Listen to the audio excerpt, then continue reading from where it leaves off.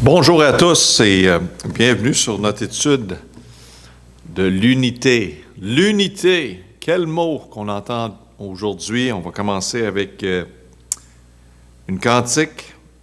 Ensemble, je suis heureux. Voici la bonne nouvelle. Êtes-vous prêts à chanter? Hey, amen, amen. All right, notre nouvelle cantique. Oui, on a chanté plusieurs fois la B-I-B-L-E.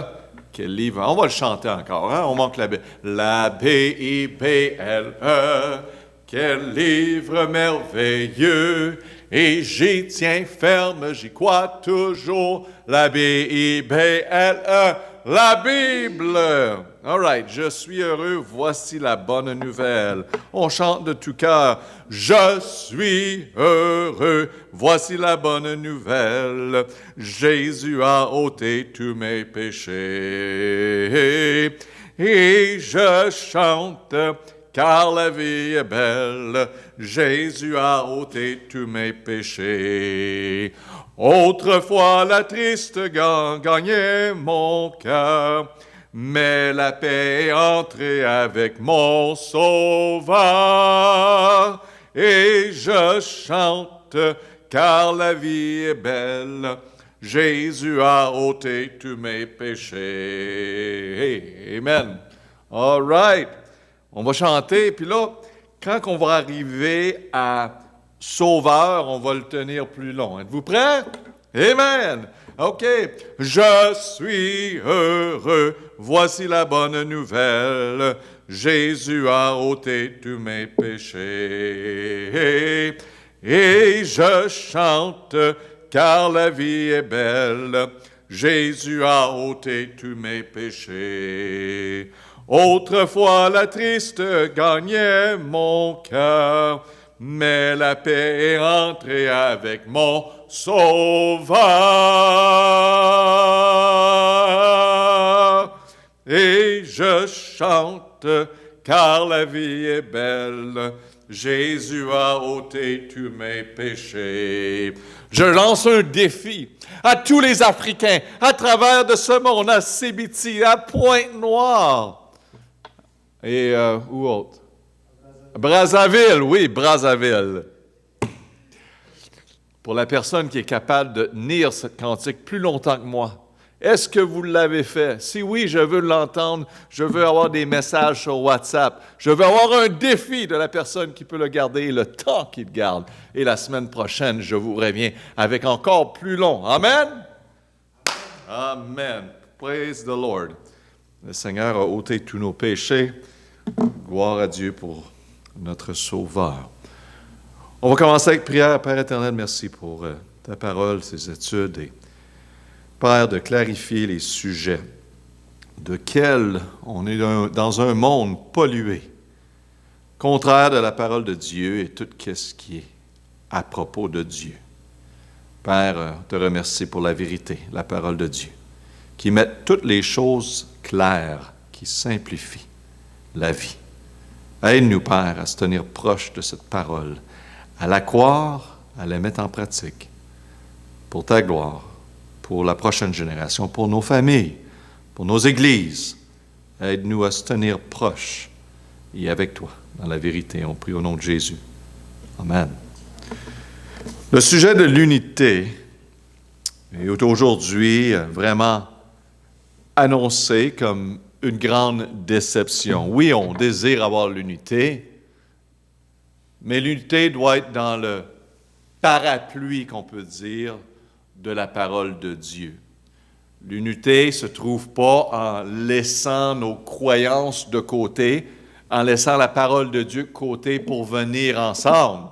Ça, c'est pas l'unité de laquelle qu'on enseigne. Mais c'est le monde qui nous demande de faire cela. Mets la parole de Dieu, mets tes principes de côté, afin d'avoir l'unité. Tu es le problème. Pourquoi on n'a pas l'unité? À cause que tu crois la parole de Dieu. Voyez-vous le monde et leur déception pour le désir de l'unité. Mais on va voir dans la parole de Dieu, ce n'est pas nouveau, ça a toujours été de cette façon. Aujourd'hui, on entend beaucoup de personnes parler de l'unité en politique. Nous avons les Nations unies. On remarque aussi une tendance politique populaire vers un système mondial unifié, ce qui impliquera les systèmes monétaires, la justice et même une langue commune, et même une religion commune que plusieurs désirent et enseignent.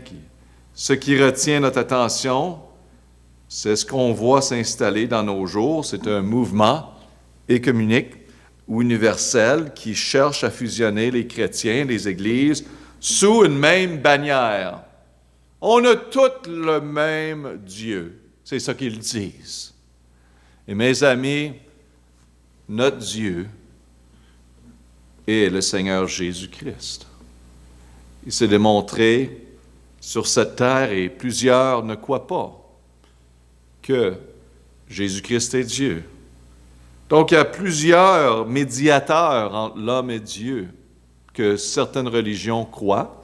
Ils ne croient pas que le salut est le même salut que nous. Donc, on ne peut pas venir à l'unité et mettre les doctrines, les croyances principales que plusieurs ont donné leur vie pour, que le Seigneur a été crucifié pour, de côté pour l'unité.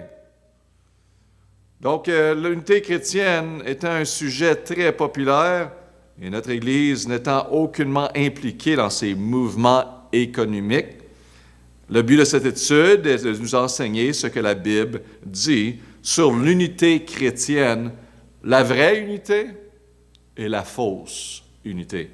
La première tentative de l'homme pour arriver à l'unité, ça s'est passé il y a plusieurs milliers d'années, si vous vous souvenez, dans Genèse 11. Prenez le temps de lire Genèse 11. Dans cette lecture, vous retrouverez les événements qui se sont produits très tôt après le déluge, au temps de Noé, environ 2300 ans avant Jésus-Christ. Et on voit ici, d'après Genèse 9.1, dans la parole de Dieu, on voit l'événement où que le monde sont tous venus à une place.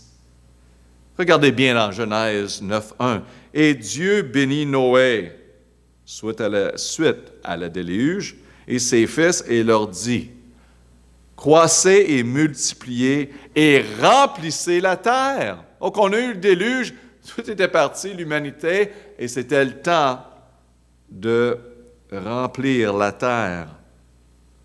Donc,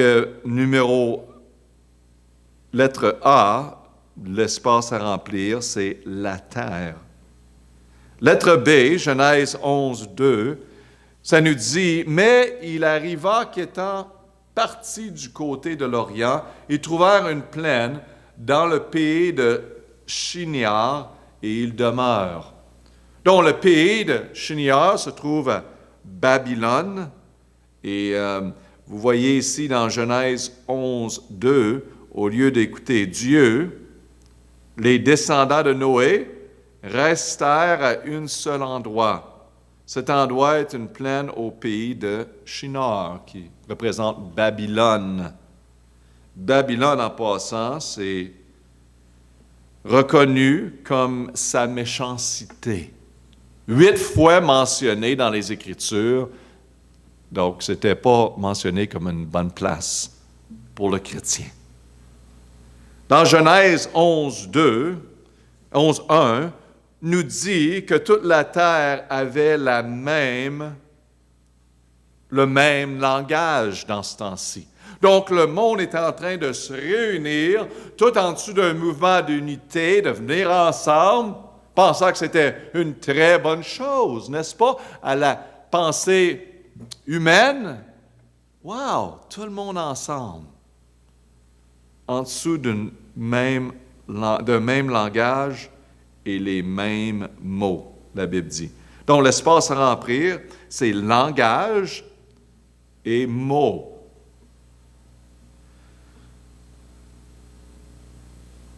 Dans Genèse 11.4, ça nous dit bien, « Et ils dirent, allons, voici leur but. » L'unité leur dit, « Allons, bâtissons-nous une ville et une tour, dont le sommet soit dans les cieux, et faisons-nous un nom de peur que nous soyons dispersés sur la face de toute la terre. L'humanité fait tout son possible pour venir ensemble, imaginez-vous, pour éviter. La peur qu'il avait, c'est d'être dispersé en pensant que c'était quelque chose de mauvais. Hein? Rester à nous-mêmes, bâtir pour nous-mêmes. Voyez-vous l'homme à son meilleur ici, l'homme éloigné de Dieu, qui fait ce qu'il pense qui est bien dans ses yeux, et non les yeux de Dieu. Donc, il bâtit ici, lettre D, numéro 1, une ville. En voulant dire un essai pour l'unité politique. Et deuxièmement, une tour qu'il bâtit. Et on sait la tour de Babel, n'est-ce pas? Un essai pour l'unité religieuse. Des archéologues ont identifié cette tour comme un ziggurat.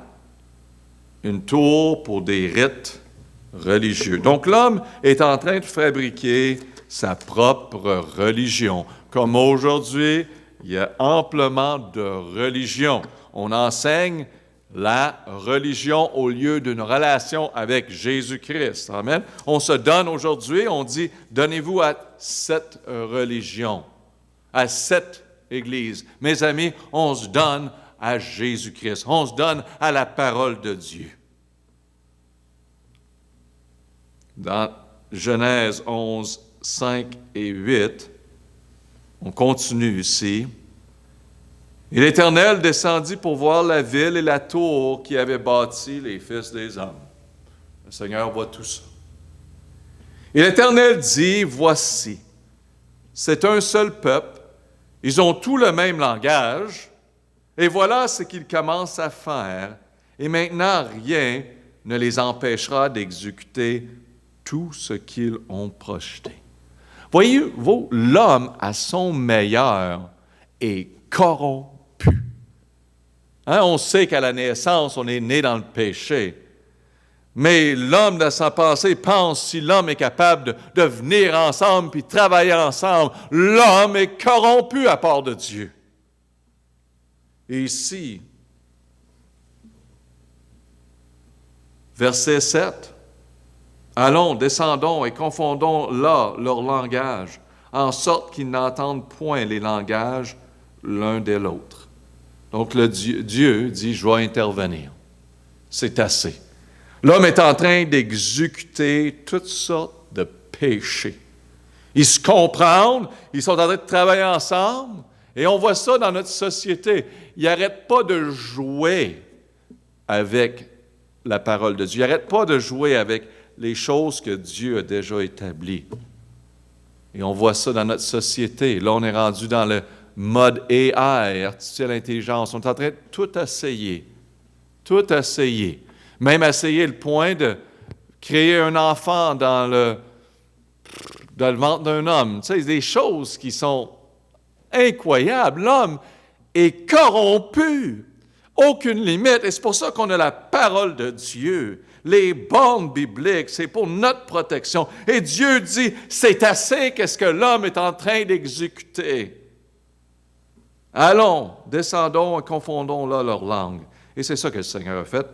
Ils ne se comprenaient plus. Ils ne sont plus capables de travailler ensemble. En sorte qu'ils n'entendent point le langage l'un de l'autre. Et l'Éternel les dispersa de là sur la face de toute la terre. Et ils cessèrent de bâtir la ville. C'était fini. Hein? Le Seigneur sait exactement quoi faire pour diviser et causer le monde de s'éloigner à travers de ce monde. Et donc, ici, on voit, lettre E, on voit dans Genèse 11, versets 5 à 8, comme on vient de lire, qu'à travers de cette lecture, on voit que Dieu n'est pas satisfait du tout avec leur procès d'unité sur cette terre. Donc, la réponse est non, il n'est pas en accord avec cela. Et lettre F, comment fut appelée cette tentative dans Genèse 11, 9? C'est Babel. Dans Genèse 11, 9, la Bible, c'est pourquoi son nom fut appelé Babel, qui est la confusion. C'est là que l'homme était confus, que personne ne se comprenait parce que Dieu permit qu'ils ne pouvaient plus comprendre dans les autres qui étaient autour d'eux. Il a changé les langues et c'était la tour de Babel. Et c'était une bonne chose pour éparpiller le monde. La dernière tentative de l'homme pour arriver à l'unité, donc on a la première dans les Écritures, mais aussi on va aller complètement l'autre extrémité dans l'Apocalypse. Et on va voir la dernière tentative. L'homme ne lâche jamais. Il continue toujours d'atteindre l'unité. Et ce type d'unité-là est l'unité où que Dieu ne fait pas partie. Donc, dans le dernier livre de la Bible, l'Apocalypse, les chapitres 6 à 19, et bien sûr, les études qui ont été faites avec les minutes de l'Éternel, vous avez eu l'opportunité d'écouter bien à travers l'Apocalypse, nous parle des événements qui se produiront sur la terre sur une période de 7 ans. C'est la tribulation durant ce temps-là. Sans se lancer dans les études approfondies de prophétie de la Bible, nous savons que lors des derniers jours, une forme d'unité existera. Dans l'Apocalypse 13, 7, la Bible nous dit « Il lui fut aussi donné de faire la guerre aux saints et de les vaincre. Il lui fut donné puissance sur toute tribu, langue et nation. La bête, l'Antichrist, exercera une autorité politique sur toute tribu dans ce temps, langue et nation. » Ça, durant la période de la tribulation, les chrétiens ne seront pas feront partie, à moins qu'ils soient sauvés. Certains, durant ce temps-là, ne feront pas partie de cela. Mais qu'est-ce qui va arriver? C'est que la bête, l'Antichrist, exercera une autorité politique sur toute tribu, langue et nation. L'Apocalypse 14, 8 nous dit que le nom du centre de cette unité politique, très intéressant encore, on retourne où? À Babylone, mes amis. Vous savez que Babylone, aujourd'hui, est situé dans le pays de l'Irak. C'est l'ancien Babylone, bien sûr, et il n'a pu nommer Babylone, mais on sait l'endroit où que Babylone était situé. C'est dans l'Irak. Apocalypse 14, 8 nous dit que le nom du centre de cette unité politique est Babylone. Regardez 14, 8 nous dit, et un autre ange le suivit en disant, elle est tombée, Babylone, la grande ville, parce qu'elle a abreuvé toutes les nations du vin de la fureur de son impudicité. Quelle méchanceté s'est passée à Babylone. Lettre C, Apocalypse 17, 1. Et l'un des 7 anges qui avait les 7 coupes vint et me parla en disant, « Viens, je te montrerai les châtiments de la grande prostituée qui est assise sur les grosses eaux. » Donc ici, on voit, Apocalypse 17, 1, quel nom donne-t-on à le système de religion universelle des derniers jours? C'est la grande prostituée. On va regarder encore plus sur ce sujet. La grande prostituée. Nous savons qu'ici, que la Bible nous parle d'un système de religion universelle, puisque lorsqu'il parle des églises de Christ, elle en parle comme étant chaste, pure et vierge. La vraie Église, le Seigneur a des attentes pour son Église. Elle a été préservée à travers de tout cela. Elle ne fait pas partie, bien sûr, de ce grand mouvement, grand prostitué. Dans 2 Corinthiens 11, 2, la Bible nous dit, « Car je suis jaloux de vous d'une jalousie de Dieu, parce que je vous ai unis à un seul époux, pour vous présenter à Christ comme une vierge chaste. » Verset 25 d'Éphésiens 5, « Marie, aimez vos femmes, comme aussi Christ a aimé l'Église et s'est livré lui-même pour elle, afin de la sanctifier, la purifiant, la lavant par l'eau de la parole, pour la faire paraître devant lui une Église glorieuse, sans tache, ni ride, ni rien de semblable, mais sainte et irrépréhensible. Voici l'Église de Christ.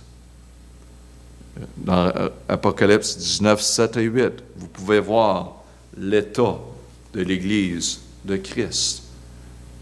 Apocalypse 2, 20, on va lire ici, « Mais j'ai quelque peu de choses contre toi, ce que tu souffres que la femme Jézabel, qui se dit prophétisse, enseigne et séduise mes serviteurs pour les engager dans la fornication et leur faire manger des choses sacrifiées aux idoles.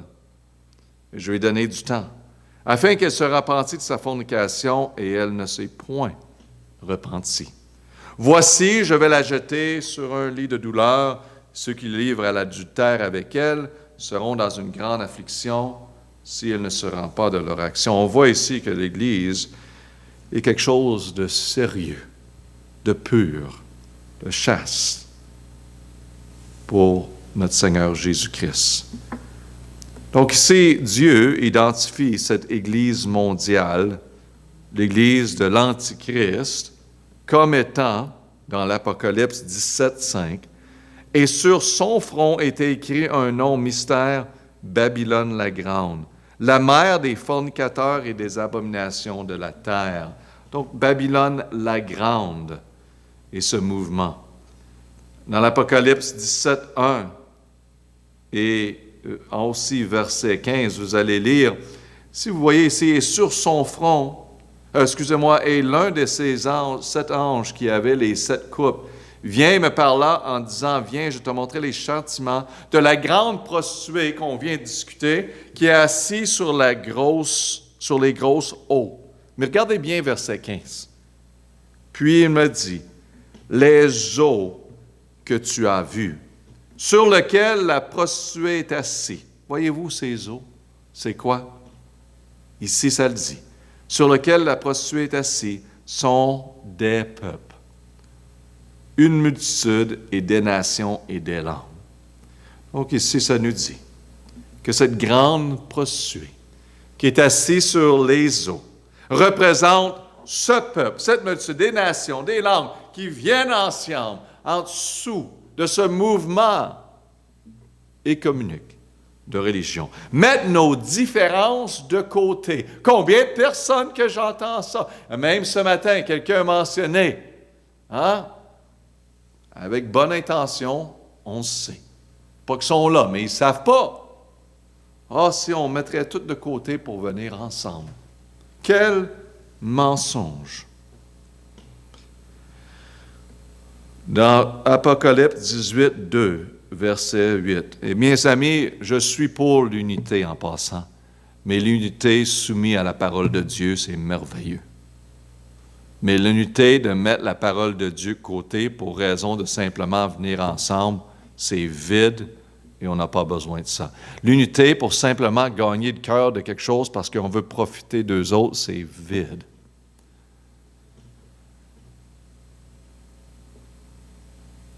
La seule unité se trouve en soumettre à la parole de Dieu. Dans l'Apocalypse 18, 2, 8, ça nous dit ici comment se terminera cette tentative finale inspirée par Satan pour instaurer l'unité. Comment que ça va finir? Bien sûr, si vous regardez ici dans Apocalypse 18, 2 à verset 8, vous pouvez lire vous-même. Et vous allez voir, mais on va lire le dernier verset, verset 8.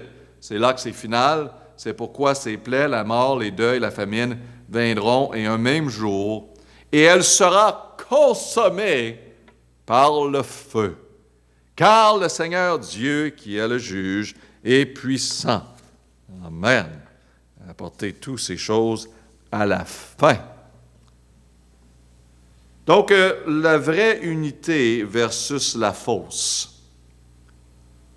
Dans Éphésiens 4, ce chapitre sur l'unité dans la parole de Dieu, elle met en contraste la vraie unité par rapport à la fausse unité par Satan lui-même.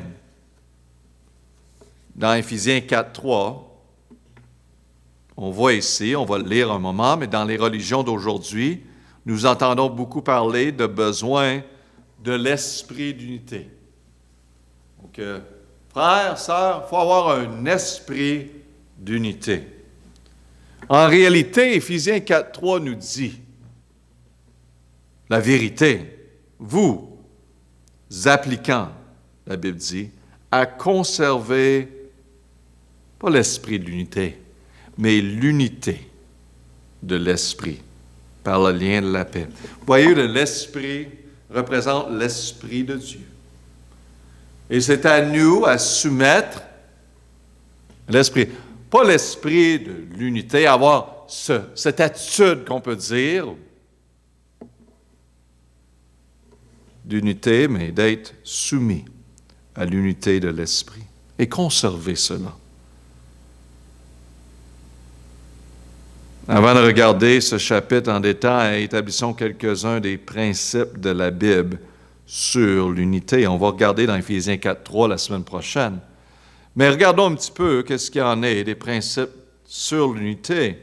Dans Amos 3:3, la Bible nous dit « Deux hommes marchent-ils ensemble sans en être convenus, sans être en accord sur les choses principales de doctrine. » Donc,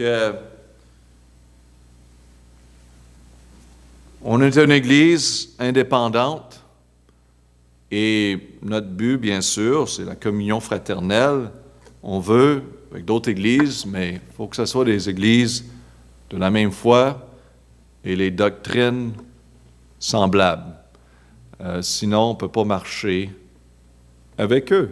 Je ne marcherai pas puis laisser des choses importantes de côté. Ceux qui croient que le salut est par les œuvres, non, je ne me dérange pas s'ils se disent chrétiens. Il y en a plusieurs au sujet de parler en langue, non. Je ne me mettrai pas dans le milieu de tout ça parce que l'emphase devient les langues. Et ça devient un salut. Les œuvres, qu'est-ce que tu peux faire? C'est la performance. Il y a des choses desquelles il faut dire, regarde, on va vivre en paix le mieux possible comme chrétiens, mais je ne viendrai pas ensemble pour délaisser les choses qui sont importantes, que le Seigneur se tient debout pour, qui sont claires dans les Écritures. Donc, l'esprit d'unité, ce n'est pas l'esprit d'unité, c'est l'unité de l'esprit.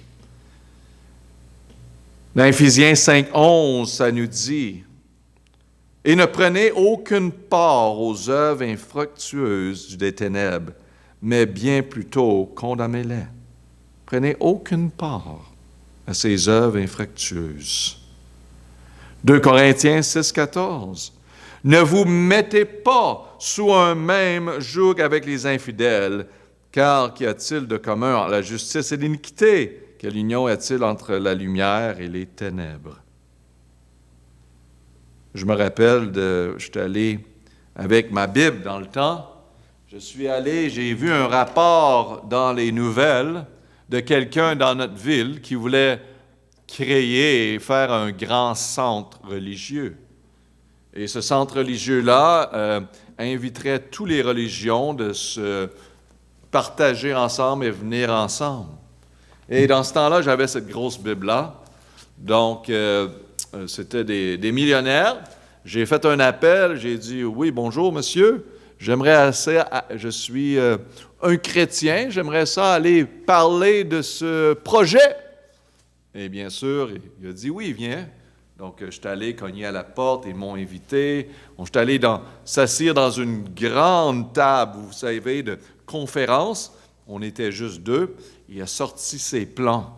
Il a montré ça et dit « Qu'est-ce que tu penses? » J'ai dit « C'est pas bien. » Parce que Dieu ne pense pas bien de ça. Et j'ai commencé à y témoigner de l'Évangile.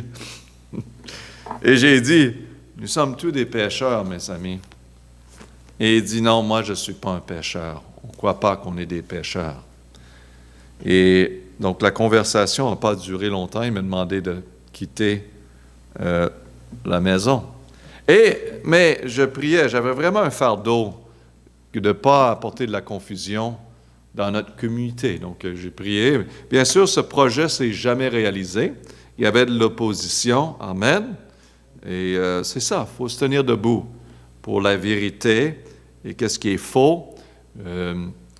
Et c'est ça. Malheureusement, plusieurs églises, les doctrines principales ne sont pas. Et c'est là qu'il faut se tenir debout pour la vérité, il faut l'enseigner, la prêcher, la vivre pour la gloire de Dieu. Donc l'unité est très bonne, mais ça doit être l'unité biblique, non l'unité de ce monde créé par l'homme et ses religions. On va prier, Père éternel, merci pour l'unité de laquelle tu nous enseignes. Oui, on désire la paix. On cherche la paix. Par contre, la paix se trouve dans la parole de Dieu, en la vivant, en la pratiquant. Non de mettre Dieu de côté, non de mettre nos croyances, nos convictions bibliques de côté. Aide-nous, Père, à influencer le monde autour de nous et ne pas laisser le monde nous influencer, nous éloigner de la parole.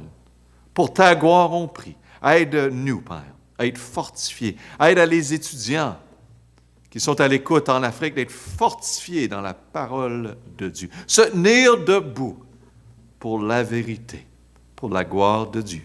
On prie au nom de Jésus. Amen.